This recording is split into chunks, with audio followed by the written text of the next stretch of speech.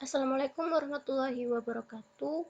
Hai semuanya, kenalin aku Milati Rahmatus Sakinah dari Politeknik Elektronika Negeri Surabaya. Di sesi kali ini aku mau ngenalin ke kalian tentang NoSQL.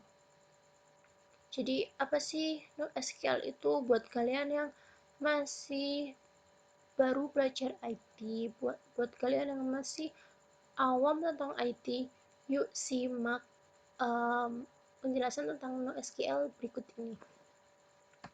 Pertama, about NoSQL. Definisinya. Jadi, NoSQL itu adalah database. Kalian tahu database kan? Database itu seperti tempat penyimpanan data. Jadi, kalau kalian membuat web pasti butuh database yang berguna untuk menyimpan data-data seperti data user, data transaksi, atau data ya macam-macam lah, kayak gambar dan lain sebagainya. Pasti ada fungsinya masing-masing. Nah, database ini ada dua macam. Yang pertama SQL dan NoSQL. SQL itu berbasis tabel, jadi kayak tabel dan ada relasinya. Dan untuk NoSQL ini kita akan bahas berikut ini. Nah, untuk NoSQL merupakan singkatan dari Not Only SQL. Jadi bukan berarti tanpa SQL, tapi dia itu Not Only SQL. Jadi dia itu termasuk SQL, tapi dia itu ada tambahannya. Begitu. Merupakan perkembangan terbaru dalam sistem manajemen database yang sebelumnya lebih banyak menggunakan Relational Database Management System (RDBMS). Nah, perusahaan besar seperti Facebook, Twitter, Amazon, LinkedIn, Google saat ini semuanya menggunakan NoSQL. Jadi, apa itu RDBMS? Jadi, RDBMS itu relasi database antar satu tabel dengan tabel yang lain. Nah, itu kan pasti ada relasi antar tabel. Nah, kalau NoSQL itu tidak perlu memakai relasi tabel. Dan kenapa perusahaan-perusahaan besar seperti Facebook, Google, Twitter memakai NoSQL? Karena NoSQL ini bisa digunakan dalam skala besar, dalam proyek yang besar sekali, karena dia itu servernya itu ada di awan. Jadi servernya itu besar dan bisa untuk proyek-proyek yang besar. Namun untuk proyek yang kecil masih bisa menggunakan SQL biasa. Selanjutnya untuk sejarahnya. Jadi sejarahnya itu pada tahun 98 digunakan sebagai istilah oleh Carlos Strozzi pada database open source relasionalnya yang tidak mengekspos standar antamuka SQL. Pada tahun 2009, Eric Evans memperkenalkan kembali NoSQL.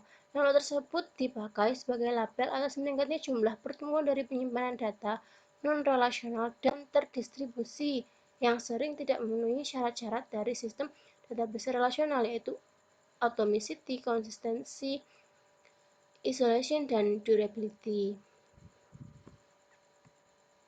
Lalu kita masuk ke perbandingan antara SQL dan NoSQL. Yang pertama, tipe. Jadi untuk di SQL itu dia RDBMS, tapi untuk NoSQL dia non-relational DB dan distributed DB. Jadi dia itu tidak memerlukan relasi antar tabel dan dia juga tidak memiliki tabel. Untuk datanya bukan tabel. Lanjut, fungsi SQL untuk mengolah data pada Online Analytical Processing atau OLAP. Sedangkan NoSQL untuk mengolah data terkait aplikasi dan website yang semakin kompleks.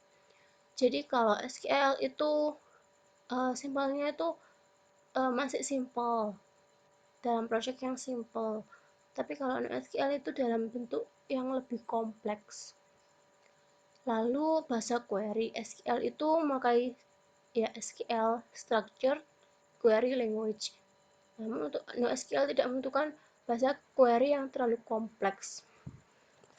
Untuk struktur database, SQL itu berbentuk tabel. Kalau NoSQL ada macam-macam, ada yang berbentuk key dan value, kolom, dokumen, dan graph. Lalu untuk skema, SQL itu perlu ditentukan dahulu, dan SQL itu skema dinamis untuk data tak terstruktur. Jenis skalabilitas, SQL itu skala vertikal atau scale up dengan membeli hardware baru. Jadi kalau misalnya storage atau memorinya nggak cukup, dia tuh harus membeli hardware baru. Jadi dia tuh skala vertikal, jadi kalau nggak cukup dia beli hardware baru. Tapi kalau NoSQL skala horizontal atau scale out dengan menambah server, jadi cukup menambah server ketika storage-nya tidak cukup. Untuk contohnya dari SQL itu ada MySQL, Postgres, dan MS SQL. Lalu NoSQL adalah Redis, Neo4j, dan MongoDB. Untuk yang paling populer di NoSQL adalah MongoDB. Kelebihan NoSQL yang pertama skalabilitas. Untuk menaikkan skalabilitas NoSQL hanya cukup menambah server atau menambah server cloud. Jadi tidak seperti SQL yang harus menambah hardware baru. Tentunya akan lebih murah dan mudah. Kemudian untuk performa, karena menggunakan konsep scale out, maka jika NoSQL menangani data yang sangat banyak hanya perlu menambah server sehingga dapat meningkatkan performa. Lalu fleksibilitas, NoSQL dapat mendukung untuk menyimpan data unstructured, semi-structured, dan structured. Jadi tipe data apapun bisa didukung oleh NoSQL. Dan dia itu ramah. Jadi penulisannya itu sederhana, walaupun dia cocok untuk project yang kompleks, tapi penulisannya itu simple dan bentuk datanya itu berupa JSON. Nah, ini adalah contoh-contoh dari NoSQL. Yang pertama adalah MongoDB. Ini tuh yang paling terkenal dan dia tuh open source. Dia bisa digunakan untuk berbagai macam bahasa pemrograman. Lalu untuk CouchDB, dia itu juga open source dari Apache. Selanjutnya Cassandra ini juga open source dan dia juga dari Apache. Kemudian dia itu punya bahasa sendiri yang namanya Cassandra Query. Kemudian ada Redis. Oh ya, kalau untuk MongoDB, CouchDB, Cassandra, dan Redis, dia itu memakai dokumen base. Jadi bentuk-bentuk datanya itu adalah bentuk dokumen. Nah, untuk Redis dia itu juga open source. Nah, selanjutnya untuk React, dia itu bentuk datanya adalah key dan value. Kemudian untuk Neo4j, bentuk datanya adalah graph atau tree. Seperti itu. Kemudian selanjutnya kita akan bahas lebih detail mengenai MongoDB. Nah, MongoDB itu adalah salah satu jenis database NoSQL yang cukup populer digunakan dalam pengembangan website. Berbeda dengan database jenis SQL yang menyimpan data menggunakan relasi tabel, MongoDB menggunakan dokumen dengan format JSON. Nah, ini struktur dari MongoDB. Yang pertama adalah database, merupakan wadah dengan struktur penyimpanan yang disebut collection. Jadi ini adalah database, strukturnya adalah collection, dan di dalam collection itu ada beberapa dokumen. Collection merupakan tempat kumpulan informasi data yang berbentuk dokumen. Collection dipadankan seperti tabel-tabel yang berisi data pada database SQL. Jadi collection di sini tuh seperti tabel. Seperti tabel dan dokumen adalah satuan dari data seperti pada SQL. Dokumen merupakan satuan unit terkecil dalam MongoDB. Selanjutnya tools dan tutorial, ada beberapa link untuk MongoDB dan Manstack. Selain itu ada dokumentasi resmi dari MongoDB, yaitu di websitenya MongoDB, mongodb.com. Selanjutnya kita akan ke tutorial. Sekarang kita lanjut ke tutorial MongoDB. Jadi untuk MongoDB sendiri ada dua pilihan. Yang pertama, kita install MongoDB aplikasi untuk bekerja secara lokal di server kita. Jadi nanti kita juga akan deployment database-nya. Kemudian pilihan kedua, kita menggunakan server MongoDB sebagai server database kita. Dan kita mengaksesnya di mongodb.com menggunakan MongoDB Atlas. Sekarang kita akan lanjut ke MongoDB Atlas. Jadi kita registrasi terlebih dahulu.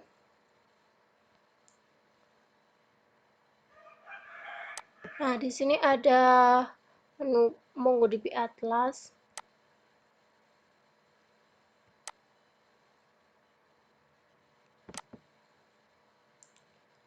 Kalau sudah mempunyai akun, bisa langsung sign in. Untuk login, setelah login akan tampak tampilan seperti ini. Yang pertama terlihat adalah cluster. Selanjutnya kita akan membuat cluster.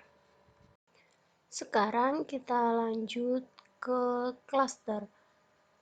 Jadi setelah login, tampilan awal cluster adalah seperti ini. Tapi ini adalah versi berbayarnya. Jadi kalau versi berbayar itu satu project bisa beberapa cluster seperti ini. Nah, ini defaultnya adalah project yang namanya adalah project. Dan dia sudah ada cluster 0 di sini. Jadi kita kalau mau bikin cluster baru di versi free, kita harus membuat project baru. Karena kita memakai versi free, maka kita coba buat project baru dulu. Kita namakan project 2. Next. Kemudian ini bisa add members and set permission, karena ini masih tutorial contoh. Sementara saya aja.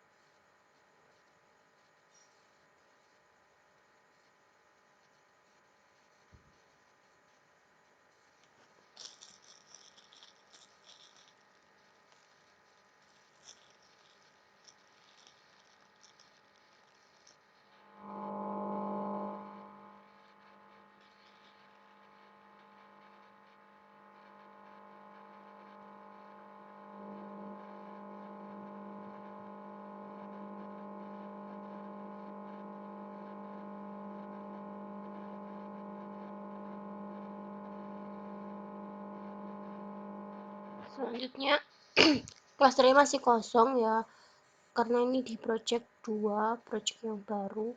Kita bisa build a cluster.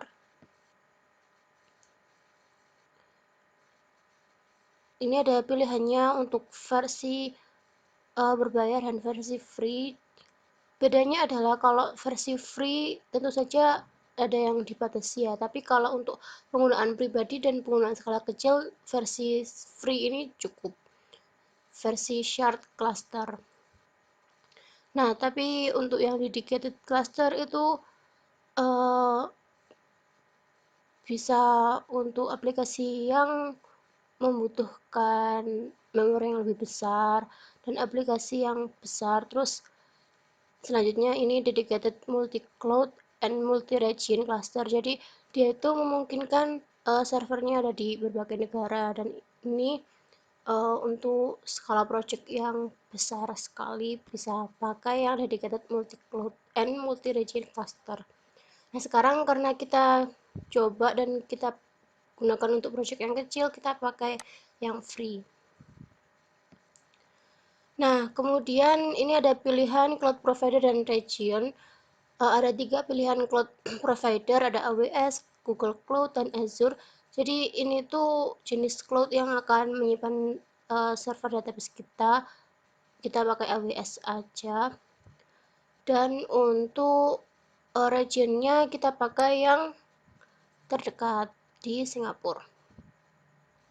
Lalu ini keterangan RAM-nya dan storage-nya. Dan karena kita free, ini no backup menggunakan MongoDB 4.4 dan no backup. Terus ini namanya bisa kita ganti, tapi kita biarin aja cluster 0. Kemudian ini free dan create cluster.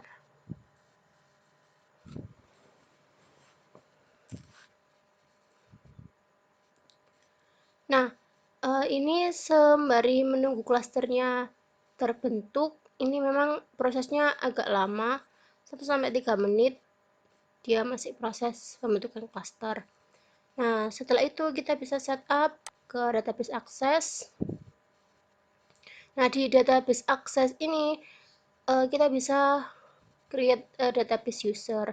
Jadi semua setup user, permission, authentication ada di sini. Kita add new database user. Nah, ini authentication methodnya ada 3 jenis, ada password, certificate, dan AWS IAM. Nah, kita pakai password aja yang gampang. Usernya Milati, dan passwordnya bisa auto generate atau kita bikin sendiri. Nah, kalau auto generate kita benar-benar harus menyimpan passwordnya ya. Jadi kita bikinnya gampang aja, kita bikin passwordnya 123. Kemudian database user privilege. Jadi untuk user ini dia bisa ngapain.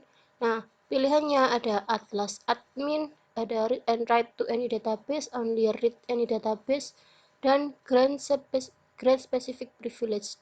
Dan defaultnya adalah read and write, dan saya akan memilih read and write. Jadi dia bisa melihat dan mengubah semua database di sini. Nah, kemudian ini ada restricted access to specific cluster. Kita off-kan aja, dan temporary user juga kita off-kan, karena temporary user ini buat user yang punya durasi, misalnya 6 jam, 1 hari, atau 1 minggu, contohnya ya. Nah, ini kalau kita on kan, kita bisa mengatur 1 minggu, 1 hari, atau 6 jam. Jadi setelah lewat 1 minggu, dia akan otomatis ke delete. Usernya akan ke delete. Nah, kita nggak usah on kan, langsung kita add user.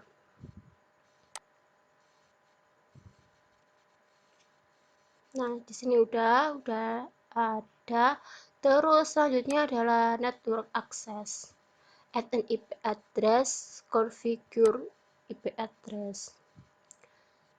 Jadi karena ini kan MongoDB diaksesnya online ya, lewat internet, lewat website cloud MongoDB.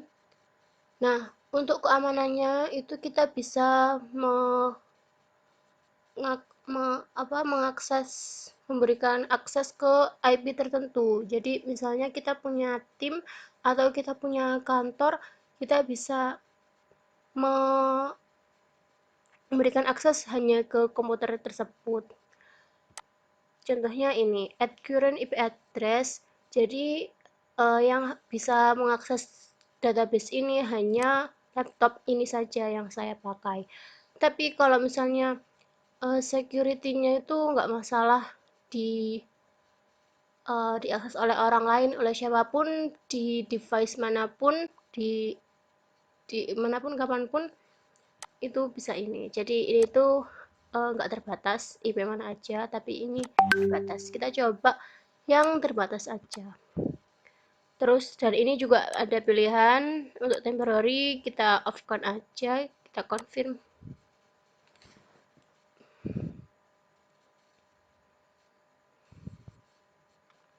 Nah, ini juga masih proses, masih pending. Nah, kemudian kita coba cek cluster. Nah, ini sudah terbentuk ya. Cluster 0. Terus kita connect. Nah, untuk connect ini sendiri ada tiga macam. Yang pertama, connect with the Mongo Shell. Jadi ini nanti langsung dihubungkan ke JavaScript. Terus connect ke aplikasi. Jadi ini nanti ke driversnya MongoDB dan connect using MongoDB Compass. Jadi ini pakai GUI MongoDB. Nanti kita akan mendownload aplikasi GUI-nya. Kita coba ya. Kalau Mongo Shell itu juga harus mendownload. Terus go back untuk connect your application. Ini tinggal langsung aja diaplikasikan ke project kita dan tinggal mengkopikan konfigurasi ini, dan passwordnya adalah password yang sudah kita buat tadi, yaitu 123. Terus kalau mau DB Kompas ini juga kita harus mendownload dulu. Jadi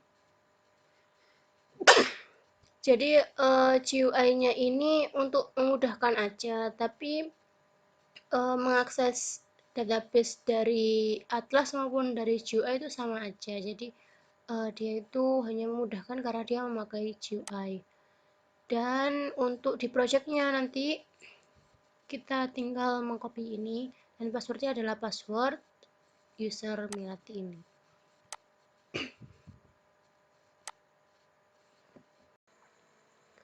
Selanjutnya kita akan coba buat database dulu. Nah, di sini ada loading your sample dataset karena saya tadi sempat coba-coba untuk membuat sampel dataset, namun loadingnya agak lama. Nah, ini sampel datasetnya sudah jadi. Jadi seperti ini. Untuk melihat daftar database itu ada di collection. Nah, satu collection itu ada bisa menyimpan beberapa database. Nah, ini contohnya adalah database sampel mflix, dan di sini itu bentuknya dokumen. Jadi dia itu bentuknya bukan kayak tabel gitu. Jadi data-datanya itu berupa satu dokumen. Jadi kalau di SQL itu seperti satu data namanya Andrea Lee, emailnya ini, dan move id ini, teks ini, date ini. Itu satu data. Nah, tapi kalau di MongoDB atau di NoSQL itu ini dalam satu dokumen JSON. Jadi dia formatnya JSON. Nanti kalau mau memanggil hanya perlu memanggil key-nya saja. Nah, seperti ini contohnya. Ini tuh dalam satu collection. Jadi satu collection itu tabel. Ini dalam satu collection. Ini database 1, collection 1. Database-nya namanya sample mflix dan collection namanya comments. Kira-kira seperti itu. Ini kalau mau insert dokumen atau menambah data. Nah, seperti ini. Name. Contohnya Melati gitu. Terus file apa gitu. Jadi tiap dokumen itu nggak ada formatnya ya. Gitu.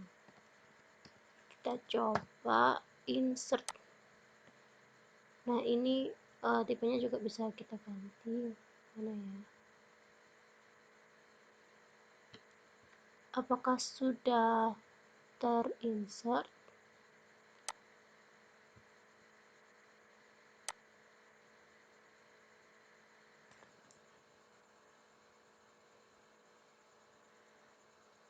kita coba find.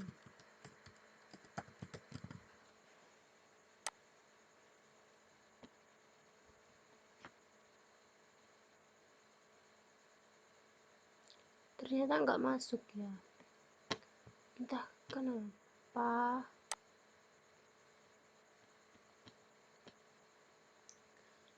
Mungkin karena ini parameter. Nah, mungkin ada di paling bawah ya untuk yang baru di insert.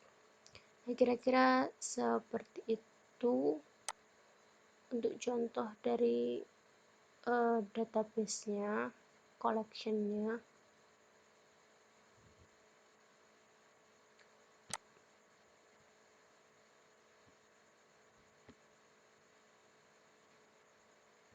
Ini dalam bentuk chart-nya ya.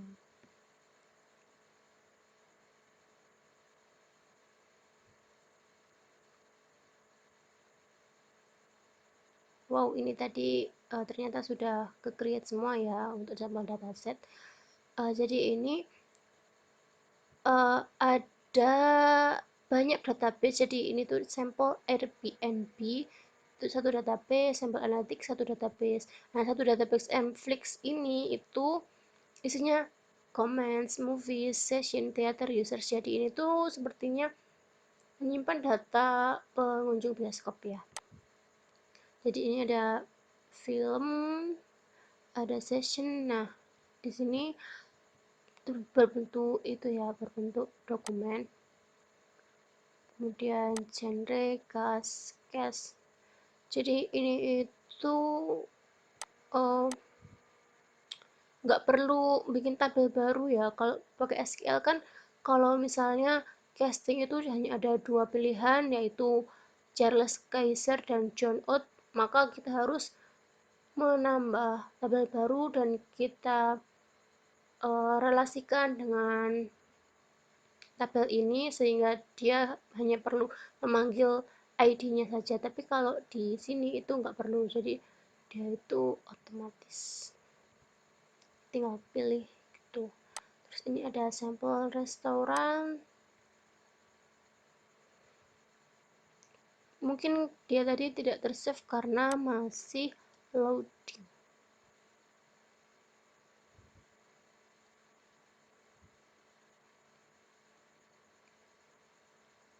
Agak lama ya kalau di sini. Nah, kira-kira seperti ini aja sih untuk tutorialnya. Jadi kita bisa mengakses database itu lewat cloud.mongodb ini, di MongoDB Atlas ini. Tapi kalau di project itu kita harus menyambungkan dengan string tadi, yang link tadi itu.